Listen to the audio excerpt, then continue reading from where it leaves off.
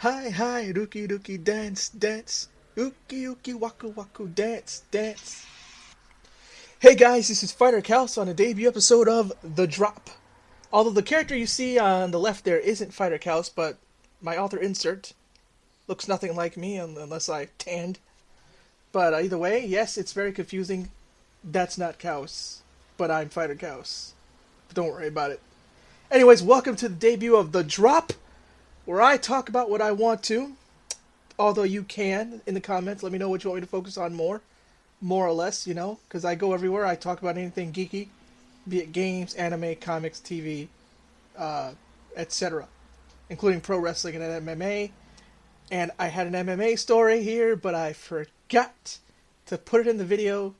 Whoops. I was able to put in one thing that broke right before I recorded. This was actually supposed to go up over the weekend, but life got in the way, so I had to do it now or never, and I'm doing it now.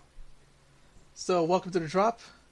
Have a cup of coffee, cup of tea, whatever you want to drink. Have a seat, take a listen, take a load off, and again, let me know what you want me to focus on in the comments. And don't forget to follow me on social media. You'll see it at the bottom and in the description. Check you out. Or Nemo Kanryo. Ending catchphrase. I gotta think of an ending catchphrase. So on the first topic of this episode, I'm going to talk about something that's kind of old by now, but I really, really wanted to talk about it. And I took a couple hours making that title card, so it's like, yeah, we gotta talk about it, or the title card is like what you call a false ad. So, and I'm not into false ads, so I gotta talk about it a little bit, and that's the Persona 5 deal that's going on with Atlas saying that you can't stream and you can't Let's Play past 7/7 or July 7th in the game, in game time, not literally, not in real life. Like, oh great, it's July 7th. I guess I can't put the game in anymore. No, that'd be even dumber. No. So I don't know who to blame for this. If it's Sega, or if it's Atlas's policy all along. If these are the people behind Atlas that's been there since before Sega acquired them, I don't know. But all I know is hey Atlas. A lot of games. I mean, I get it's story driven. Duh, it's a JRPG. But why you wouldn't allow people to Let's Play it? Because usually what happens with these types of things is you watch a Let's Play, you want to buy it yourself. Because, especially games in RPGs, Western or Japanese, the whole point of it is you have your own sort of, your own journey, your own experiences with it. Especially, with all the whole, I have no idea about Persona 5, I haven't gotten it yet. But, my previous Persona experience with 3 and 4, like you pick the character that you're gonna, that you it's like a dating sim, and then in that aspect with the one character that you pick, and hey, that Let's Player picked this person, I'm gonna pick that person, and that's just one small example of it being a different journey, different experience, and people who see the gameplay doesn't necessarily mean that they're getting spoiled or they're not going to buy the game. It seems like a very old Japanese way of thinking, which is kind of funny. Like, I've seen it a lot. Toei too. A lot of these Japanese companies, they're very Nintendo even. Other than Nintendo, I think is doing better than Atlas at this point. Although Nintendo again, I wouldn't say they're company of the year when it comes to them and YouTube, but at least they can't say they don't say you could play a little bit but then stop. It's usually all or nothing. So I give them that. But yeah, I wish I caught on to this sooner. I wish I recorded this sooner, rather. You would have heard a longer diatribe from me, but at this point, I sort of made my peace with it, even though I'm still mad that I want to see Let's Plays. I'm gonna play it myself, and I want to see Let's Plays. It's not rock. It's not. These two things don't necessarily have to be opposites, and it ain't just one or the other. You either watch it or you play it. You can watch someone else's playthrough of it and play it yourself. That's what I think of it. Atlas, getting to the current year, guys, and let people show off your games and get them excited over it. Yakuza. I have a feeling it might be Sega. I forgot what other game Sega doesn't want streamed, but or if I'm just making that up. And that's my phone. So whatever you guys think about it, let me know. Give me a better episode next time. No. Alright. What's next? On to the next topic. X-Men Gold #1 has a big controversy surrounding it. Marvel actually terminated its artist over it. The artist being Ardian Syaf, who drew a couple messages into the issue that some people are outraged over. One such message is Colossus wearing a shirt that reads QS 5 verse 51, or a verse of the Quran which has been center of political protests involving Basuki Tjahaja Purnama, a Christian and the current governor of Jakarta, the capital of the Republic of Indonesia. This is courtesy of Comic Book Review, CBR.com. And he's been fired over this. His quote from him himself, the artist, is saying, "My career is over now." Marvel basically was like, "No, you can't do this. The X-Men especially are all about love and tolerance against different kinds of people, whether they're, whatever their creed or looks are. So having something that's against somebody's creed is kind of against what the X-Men's about, and I actually understand what they're doing here, what Marvel's doing here." What do you think about it? I don't know about the state of Indonesia. I don't know about this Christian governor, and I don't know much about what's going on there exactly. All I know is what's going on with Marvel and their reasons for terminating him. Actually, this is their statement released to Comic Book Review, and I quote, "Marvel has terminated Ardian Syaf's contract effective immediately. X-Men Gold #2 and #3 featuring his work have already been sent to the printer and will continue to ship bi-weekly. Issues #4, 5, and 6 will be drawn by R.B. Silva, and issues #7, 8, and 9 will be drawn by Ken Lashley. A permanent artist will be assigned to X-Men Gold in the coming weeks." So they got rid of him. If you want in the comments to let me know if you are from Indonesia or just happen to know a lot about what's going on there, please let me know in the comments.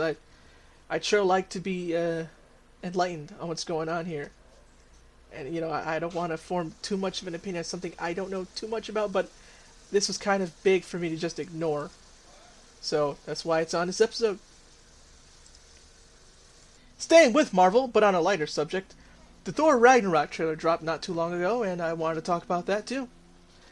From what I saw, I loved it. I liked the first two Thor movies. I know a lot of people think they're the weaker Marvel movies, but I liked them a lot. I actually really liked the first Thor movie, and I actually liked the two Thor movies more than Iron Man 3. I believe Iron Man 3 is the weakest, in my opinion. What I saw in the Thor Ragnarok got me hype for two things: Hulk in gladiator suit, and more about just Thor and all about Asgard and all that, seeing Hell, and more of the just pure Asgard character. Basically, send him away from Earth.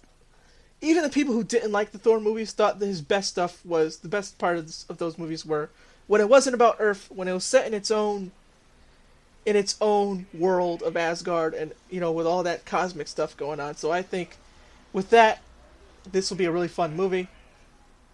I'll be sure to check it out whenever I can, whenever it comes out. Probably, to be honest with you, I usually wait until things come out on DVD or Blu-ray or Netflix. I'm not one of those people who likes to just go see things. That's just me. But I will see it whenever it's available and I feel like seeing it. I usually only go to the movies when someone else offers to come with me. But alright. Still staying on Marvel, but with Fox's end, where, it's their own universe. This just popped up right before I hit record for this episode. And that's that Josh Brolin, who's already playing Thanos, and who, if I believe correctly, he played Jonah Hex. Let me double check that. Yeah, he played Jonah Hex. Josh Brolin will be playing Cable in Deadpool 2. Hollywood Reporter just reported this. According to them, it's an exclusive. And this was I found this out just before hitting record. Apparently, this was reported in the morning, but I didn't notice until now. And it's about late. Oh, it's nighttime here. I don't know what I was going to say. I think I was going to say like it was late dinner. I have no idea. My brain does that sometimes. And for somebody that talks, not the greatest thing to have, saying weird words together. Anyways, according to Hollywood Reporter, the production has been on trying to look for an actor for months, with Michael Shannon almost getting the role, but in the end, Brolin emerged as the guy to be Cable, the man from the future, who's from the past, who's living in the future as a techno virus. And read the comics, XMen comics. Cable has a lot of backstory. And as somebody who fought Apocalypse, I'm surprised he didn't just randomly show up in that movie just from the future. I gotta kill Apocalypse! Watch the X-Men cartoons too if you haven't. The old 90s Fox ones. Yes, those. I have the whole thing on DVD. So, if you don't know about Cable, he is the adult son of Scott Summers, also known as Cyclops. And again, he was sent to the future. He has a techno virus, and he really, really hates Apocalypse. What's he going to be doing in Deadpool 2? I have no idea, but, Deadpool and Cable are together a lot, so it should be fun. The Deadpool movies have a lot of... They're great. The first one was great. This one looks promising, just from the teaser I saw. Now on to pro wrestling. Now this news has been like the topic of pro wrestling for the past, week or two. At least since the weekend, I'm pretty sure about that. And that's about Mauro Ranallo. The reason we haven't seen Mauro Ranallo on SmackDown lately is because he basically went through a bout of depression. Apparently what triggered this bout of depression, according to him, according to people that know him, is watching what JBL said on, what's it called? Bring It to the Table? Some network show. I don't have the network. I used to and I dropped it. What was said on that show basically put him into a depression, and he's been very open about his mental health issues. He does have also bipolar disorder. And, so this whole thing sparked this thing about calling JBL a bully and all that. And from what I've heard, this is nowhere near his first offense. He's been doing kind of messed up stuff like this for years. He would Joey Styles could tell you. Joey Styles knocked him out.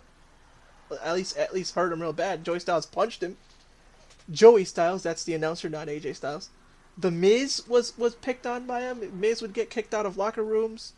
Justin Roberts in his book says that JBL wanted his passport stolen, and the guy who used to be Johnny Morrison on WWE, I forget his real name.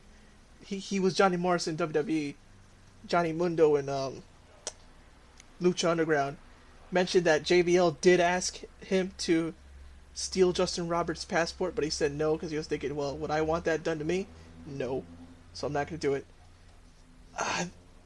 Reports of this have been just I can't ignore this. This is too big of a story. So Mauro, I like him a lot.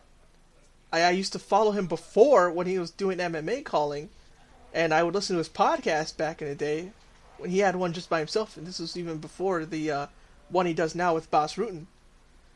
And as somebody who, I used to be bullied relentlessly when I was, and it's like, well, he's a grown man. It's like, well, tell that to the people who still think it's okay to just pick on somebody. It's like, he's a grown man. Why doesn't he? Why are you getting bullied? It's like, why is the guy doing the bullying? What's going on here?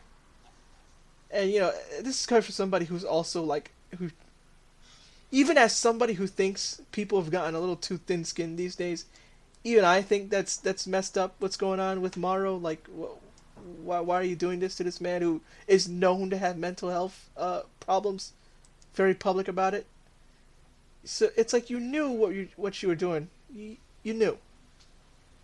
I again, this is all like, JBL himself even tweeted about the Justin Roberts thing, which just made it look worse on his end because first he's denying it, and then he calls him an idiot in the same tweet, and I was like, oh yeah, that's just more proof for me that you are not you're not the person you claim to be, JBL.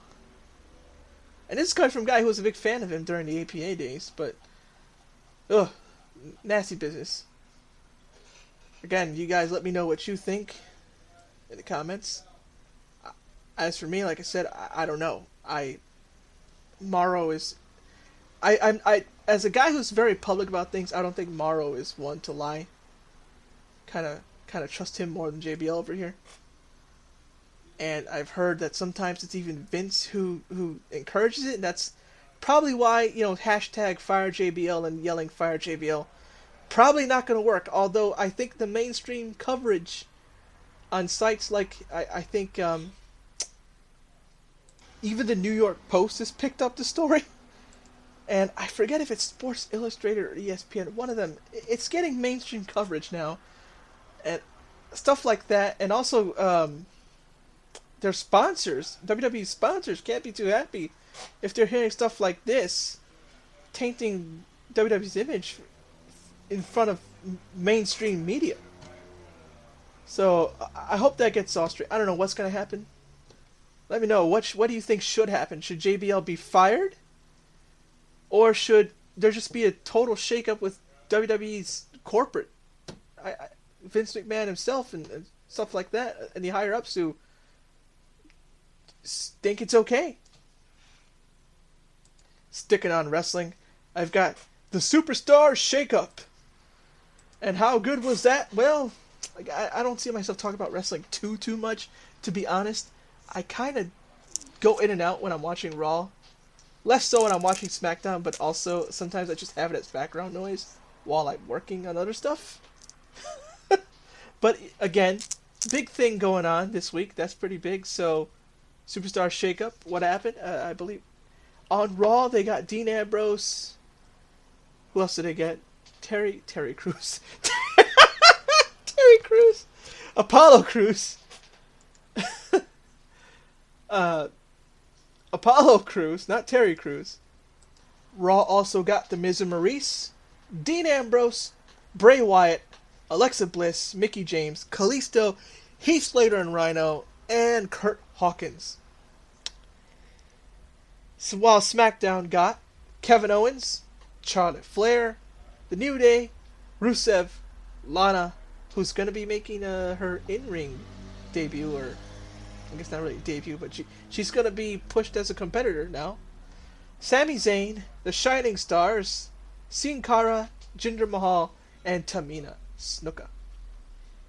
On my end, it seemed I almost thought Raw got the better. I was like, man, they got The Miz, they got Heath Slater and Rhino, Alexa Bliss, Mickie James. But then I also see, Kurt Hawkins and Kalisto, and I'm like, well, maybe not so much. In SmackDown, they got Charlotte Flair, The New Day, Rusev. So it seems to me, and Kevin Owens, to me, I think SmackDown actually got the better end of the deal here. More mid-carders and upper mid-carders and main event guys. And, because Apollo Crews is like, what, lower card? So's Kurt Hawkins. Jinder Mahal, I don't know what they're going to do with him on SmackDown, but besides Jinder Mahal and Sin Cara, who I don't think has been on TV in ever, because the other guy who was part of the Vaudevillains who got fired, apparently him and Sin Cara were both kind of starting fights all the time, and I'm surprised Sin Cara hasn't been let go. So it looks to me the roster might be bigger on Raw, but I think SmackDown has more shining stars, right? Not to be confused for the Shining Stars, whose gimmick is just time sell and go to Puerto Rico. I don't get that at all. purpose of the gimmick. As a Puerto Rican, I'm like, why are the guys who are saying come to Puerto Rico heels? Like, what are you trying to say, Vince? Huh? You know? But, you know, also seeing Charlotte having some fresh women to fight this time on SmackDown also makes SmackDown a little more interesting to me. And of course, the guy I've been waiting for forever to finally be on the main roster, Shinsuke Nakamura on SmackDown, along with AJ Styles, who I remember for the longest time when he was on TNA, I would literally just watch TNA just to see AJ Styles. And then he moved to New Japan, and I was like, oh snap. Then I saw that Wrestle Kingdom 10 match between him and Nakamura. And like a lot of people who saw that match, they want AJ and Nakamura to stay on SmackDown so we can see that match, that rematch.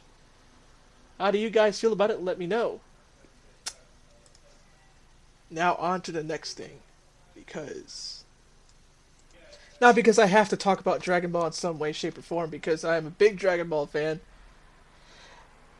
Android 17 / Jinzo Ningen Junanago / Lapis. Yeah, Lapis. I had to think about it. I was like, which one's Lapis? Which one's Lazuli? The Park Ranger himself will be on Dragon Ball Super finally.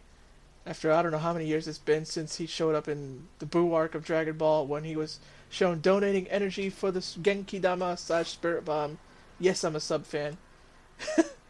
I just want to talk about it because of the whole debacle about Goku going Super Saiyan Blue, Super Saiyan Blue, whatever you want to call it. I like saying Saiyan, so don't worry about it. If I do, please don't. Just because I pronounce something different. Anyways, him doing that against Android 17, when, even with training, 17 should not be God tier. Because if he was, I'm like, man, where was he when they were fighting Beerus? Man, they could have used him then, man. Because it's like, oh man, the whole universe is going to get destroyed? Let's get people to stop this. Oh, 17, you're a strongest god for some reason? Go ahead. Now, I'm pretty sure Goku is holding back. Why he's going Super Saiyan Blue to hold back, maybe he just wants to show, like, this is the kind of... I'm not going to actually use my full strength, but this is the kind of pressure you're going to feel. This is the kind of opponent you're going to fight at this level at the tournament. That's my thing. We'll see what goes on. But I'm really excited to finally see the Park Ranger in action again. Because I actually liked 17's design. I liked him a lot. I always wanted to see him fight again. In some sad news, there's actually two pieces of this. The first one just happened, I believe, today. He was, Charlie Murphy, dead at 57 after a battle with leukemia. According to TMZ, I know I'm using them as a source, but whatever. He'd been undergoing chemotherapy, and they were shocked because they thought he was getting better.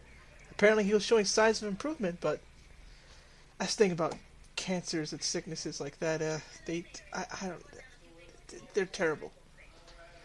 He had a wife who died also from cervical cancer back in 2009, and he had 2 children who survives him, and they were from a previous relationship. If you don't know, he was the older brother of Eddie Murphy, and he had some hilarious stuff on Chappelle's show, where he would talk about different things that happened while he was hanging out with his brother, just stuff like that, where the famous Rick James punch and slap, and the basketball game against Prince, among other stuff he did. It's kind of crazy that apparently it's pretty sudden, apparently, because like I said, they thought he was getting better. And condolences and rest in peace to Charlie Murphy. And on my last piece of business, yet another death. Kind of a sad way to debut an episode, but I saw this yesterday. Geils, who was an artist known for the Geils band, was found dead in his home in Groton, Mass. Tuesday, which was yesterday, as of this recording, and he was 71 years old. Police found his body unresponsive in his home, and they said that they don't know exactly what his death was at the time, but they just said that foul play is not suspected, and it seems to be of natural causes. The reason I remember J. Giles, I know he had a hit song called Centerfold from his album Freeze Frame back in the 80s, but the reason I remember the name is because there was a villain in JoJo's Bizarre Adventure named J. Giles, which, not the greatest person, definitely not somebody you want to remember with the artist, but that's how I remember the name, even though I also, of course, know his music. Rest in peace, Jay Giles. You did a lot of good stuff, and didn't expect you to go. Even though it's 71, it's still seems pretty young, especially if he wasn't terribly sick or anything. Then again, you don't know. They'll probably reveal that information later. Probably right after this episode comes out. Who knows? And with that said, that's all I got for this episode. Let me know what you want me to talk about. Follow me on Twitter. Heck, you can even tweet me or comment me news and stuff that you want me to talk about. I'll also leave descriptions in the link below. I do a lot of stuff, including two web comics, comic reviews, the podcast I do with my buddy 16-Bit Jeff, the Akari Cast Classic, which is also on this channel. That's where we talk just about one thing, but together. And again, like I said, follow the links, or you could just go to the Facebook page, and basically the Facebook fan page is where everything is kind of coagulated. If you don't know where the webcomic is, or even a new video, or a new Let's Play, or something like that, I usually let you know ASAP on the Facebook fan page. Thanks again if you sat through this whole video, and again, let me know what you want to hear, what I can do. I wish I could do animations, but I can only do them for 3 seconds because of the version of Clip Studio Paint I have. Kind of need more money for the one that lets me do longer animations. That's kind of what I want to do with these. Although that would take a long time to make videos and it wouldn't be weekly. Anyways, see you guys later. Need mitochondrial, which means mission complete, because I'm a big King of Fighters fan. And yes, I know Rock Howard came out and all that, but can't really give my opinion on it because I don't have that DLC yet for King of Fighters 14. Anyway, see you guys later.